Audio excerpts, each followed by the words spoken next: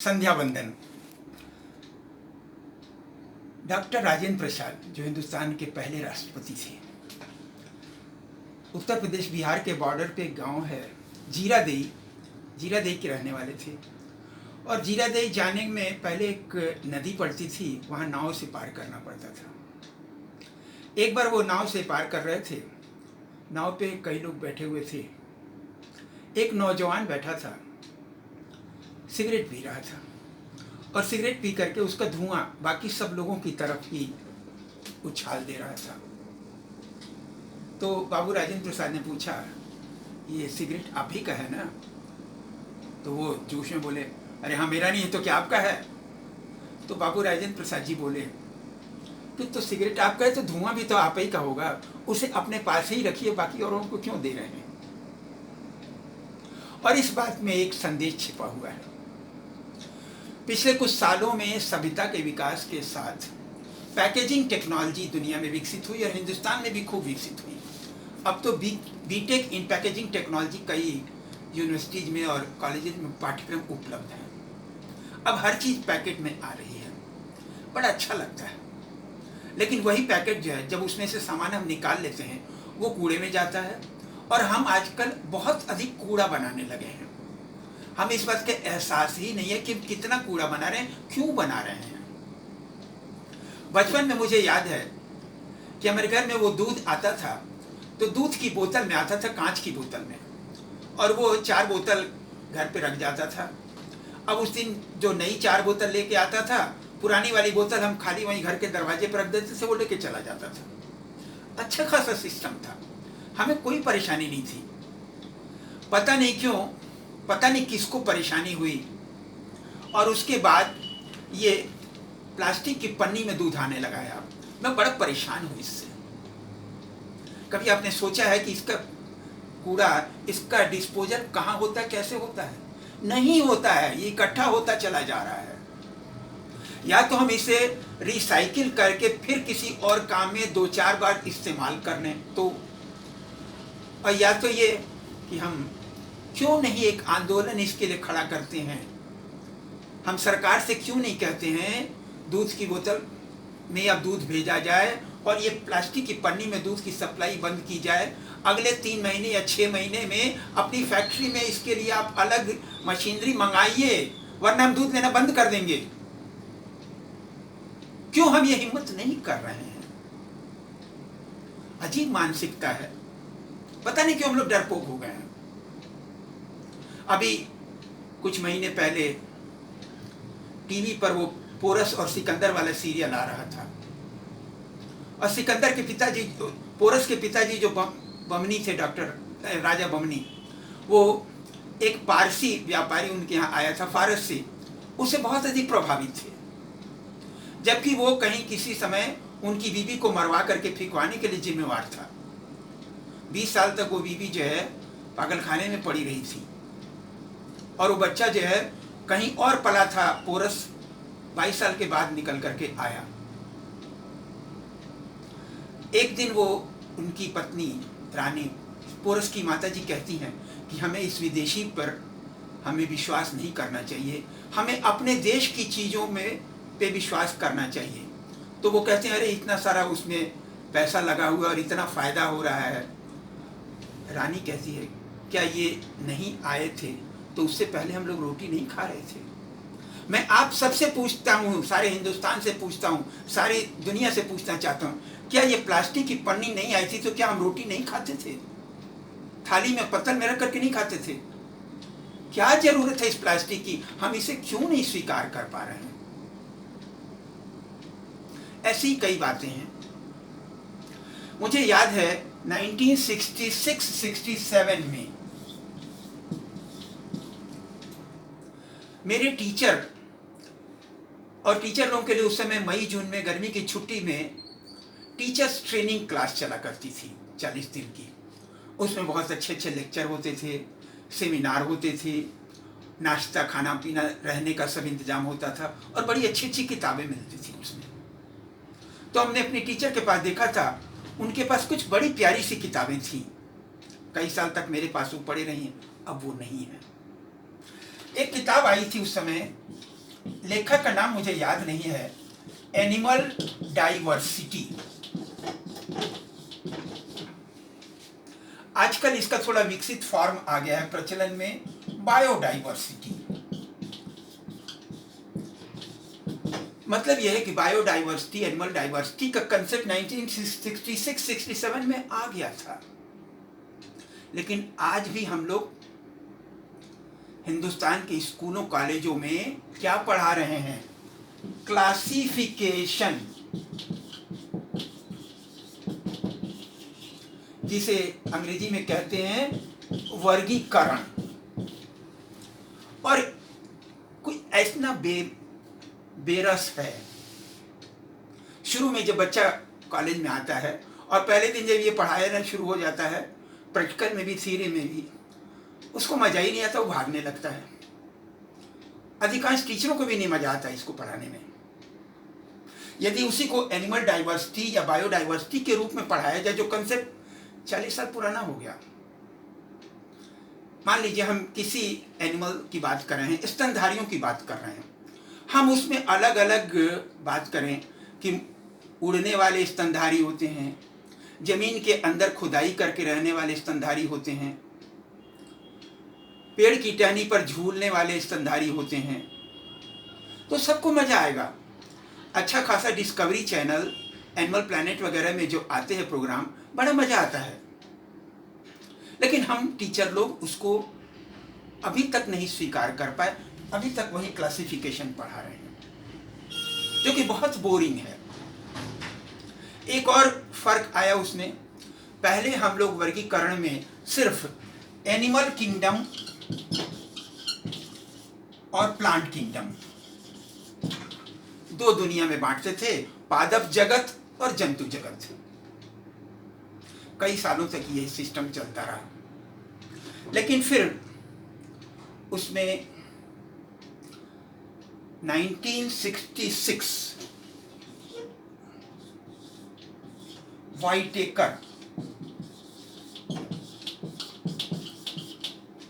वाइटेकर ने एक 5 kingdom classification दिया।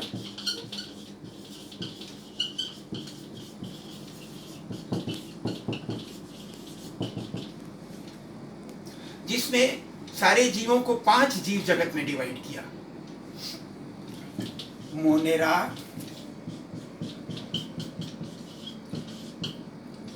प्रोटिस्टा, फंजाई, और फिर चौथा और पांचवा जो है एनिमल्स और प्लांट्स। क्योंकि बहुत से प्राणी जो बहुत छोटे छोटे हैं, नन्हे नन्हे हैं, लेकिन वो बहुत महत्वपूर्ण हैं। मोनेरा के अंदर प्रोकैरियोट बैक्टीरिया आते थे, प्रोटिस्टा के अंदर सारे एक कोशिकी प्राणी,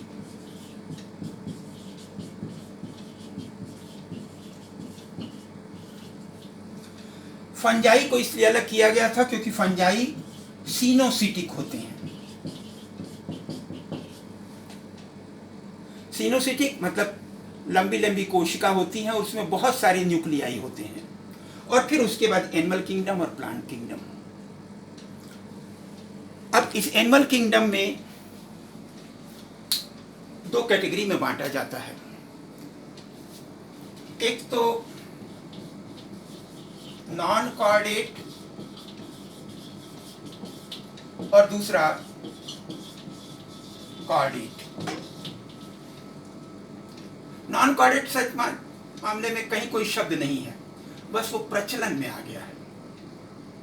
किसी वैज्ञानिक ने, किसी लेखक ने इस्तेमाल किया, बस प्रचलन में आ गया नॉन कॉर्डेटा। वो छोटे छोटे प्राणी हैं, कॉर्डेटा जो बड़े वाले प्राणी हैं।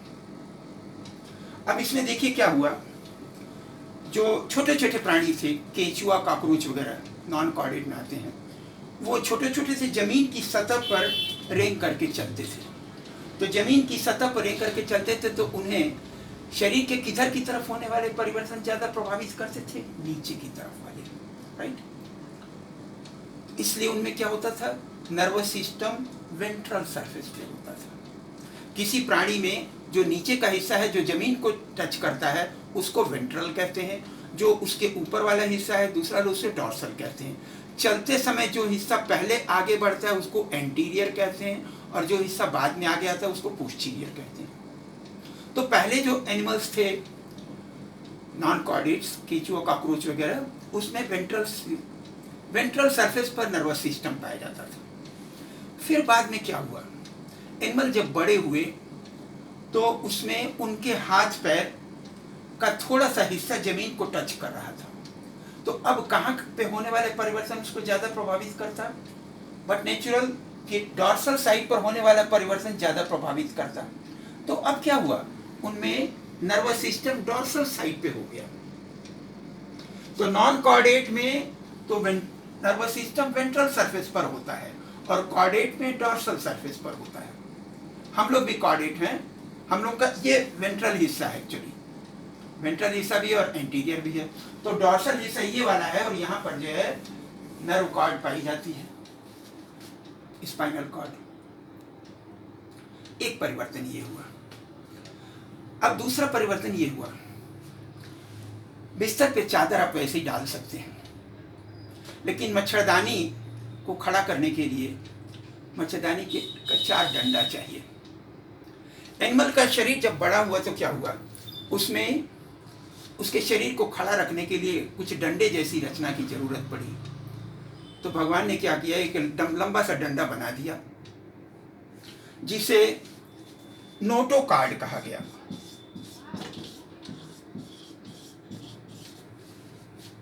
एक और बड़ी मजेदार बात आपको बताऊं, जो रामचंद्र जी का धनुष है, धनुष का ये वाला जो बांस वाला हिस्सा है, इसको कॉर्ड कहते हैं, और जो रस्सी है बिल्कुल सीधी जो तनी रहती है, इसको CORD कहते हैं।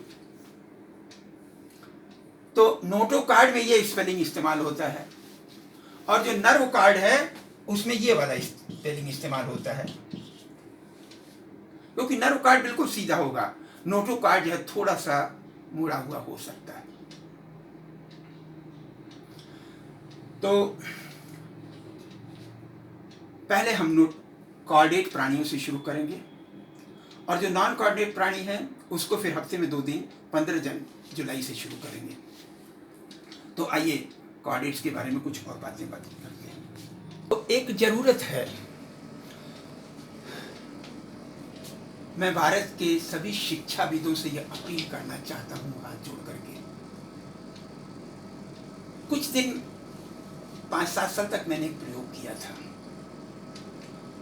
अब हिंदुस्तान में गड़बड़ ये होता है कि पर्यावरण की पढ़ाई, पहाड़, नदी, झील, झरना क्लासरूम में होती है, जबकि पर्यावरण की पढ़ाई कभी क्लासरूम में हो ही नहीं सकती। यदि मधुमक्खी पालन हमें पढ़ाना है, सिलेबस में है, तो जो लोग मधुमक्खी पालन करते हैं, बाग में लकड़ी का बॉक्स लेकर के, हम बच्चों को लेकर के जाते थे, उन्हें दिखाते थे कि इस तरीके का ये बॉक्स होता है। अब जब लड़कों का टीम लेकर के जाते थे तो रास्ते में जो है बस में बच्चे गाना गाते भी जाते थे, मूंगफली भी खाते थे, अमरूद भी खाते थे, वहाँ जाकर के फोटो भी खींचते थे, लेकिन वो रियल चीज़ वहाँ देखते थे। मछली पालन यदि पढ़ाना है तो मैं बच्चों को ले जाता था कि जहाँ पे मछली पालन किया जाता है, मछली पकड़ा जाता है, मछली पकड़ने वाले जाल कौन से होते हैं वो दिखाया जाता था। पंतनगर यूनिवर्सिटी में ये कराया जाता था, और एक आध और स्थान भी है। रेशम कीट पालन है, तो रेशम कीट पालन जिन स्थानों पे किया जाता है, जंगल में और शहतूत के पेड़ पे, और फिर उनको उनके अंडे को कमरे के अंदर डाइनिंग टेबल के साइज़ के मचान की तरह से होता है, ट्रे की तरह से, उसमें कागज़ की ट्रे रख देते हैं, उसके ऊपर उनके रेशम के कीड़े के लार्वा रखते हैं। रोज़ सुबह शाम उन्हें शहतूत के पत्ते तोड़ तोड़ करके, काट काट करके खिलाया जाता है। तो मैं बच्चों को वो दिखाया करता था। विदेशों में हमने देखा कि यदि आए दिन ये नेशनल ज्योग्राफिक डिस्कवरी चैनल में ये आता है, आपने भी देखा होगा, यदि गहरे समुद्र में पाए जाने वाले प्राणी के बारे में कोई जूलॉजी का टीचर पढ़ा रहा है, तो वो फिर बच्चों को लेकर के जाएगा और वहाँ गहरे समुद्र में ले जाकर के दिखाएगा कि ये एनिमल है। लेकिन इसके लिए जरा मेहनत करनी पड़ती है। हमें कहीं न कहीं अपनी शिक्षा पद्धति को बदलना पड़ेगा। फिलहाल आइए इन कॉर्डेट्स की बात करें, जिसमें हम लोग भी इसी के सदस्य हैं। पहला कॉर्डेट प्राणी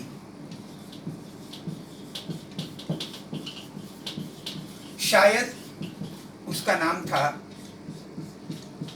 एनिक्टोजून। अब हुआ ये कि इसमें 3 मुख्य गुण हैं कॉर्डेट्स में। पहली बात मैंने अभी आपको बताई कि इसमें डॉर्सल ट्यूबुलर नर्व कॉर्ड होता है,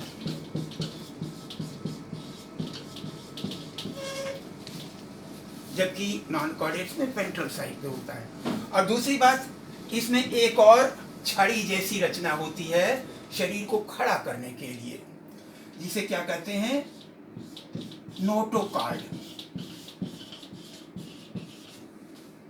और तीसरी एक और चीज होती है, कॉर्डेट्स प्राणियों का जन्म पहले पानी के अंदर हुआ।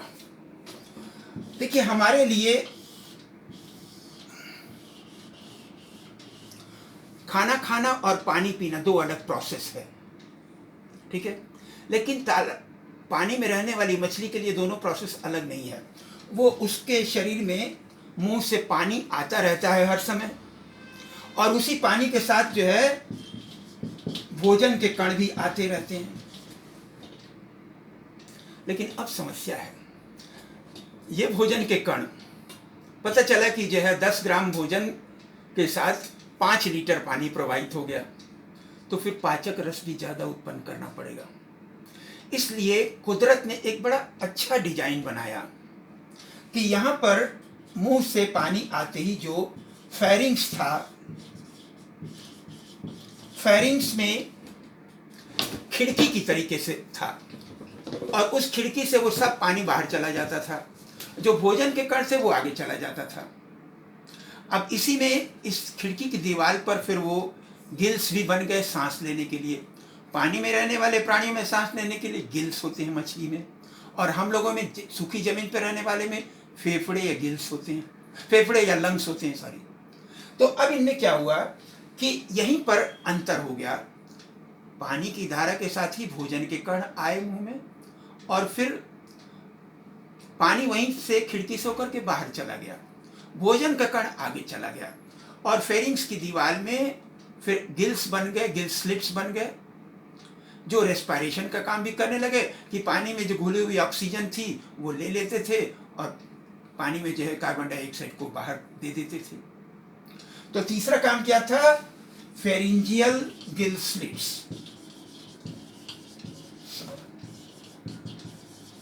तो कॉर्डेट्स के ये 3 बेसिक कैरेक्टर हैं, और आपकी किताब में जब खोलेंगे तो पहले पेज पे पहले पैराग्राफ में ही है ये। लेकिन बच्चे सोचते हैं कि इस पे क्वेश्चन आंसर तो आएगा नहीं, तो उसको छोड़ देते हैं, क्योंकि आजकल ये बुखार चढ़ा हुआ है क्वेश्चन आंसर पढ़ने का। तो अक्सर वाइवा में जब बच्चों से पूछता हूं मैं कि कॉर्डेट्स के 3 बेसिक फीचर्स क्या हैं, कई बार बच्चे नहीं बता पाते हैं, जबकि ये तो नींव है, ये तो आपके दिमाग में स्पष्ट होना चाहिए, रटा हुआ होना चाहिए कि 3 बेसिक कॉर्डेट कैरेक्टर्स हैं, डॉर्सल ट्यूबुलर नर्व कॉर्ड, दूसरा नोटोकॉर्ड, और तीसरा फेरिंजियल गिल स्लिट। और ये नोटोकॉर्ड भी ऐसा है, ये छड़ ऐसा नहीं है, ये ऐसा नहीं है कि इस मुड़ ना सके, नोटोकॉर्ड इस तरीके से है कि थोड़ा बहुत मुड़ भी सके।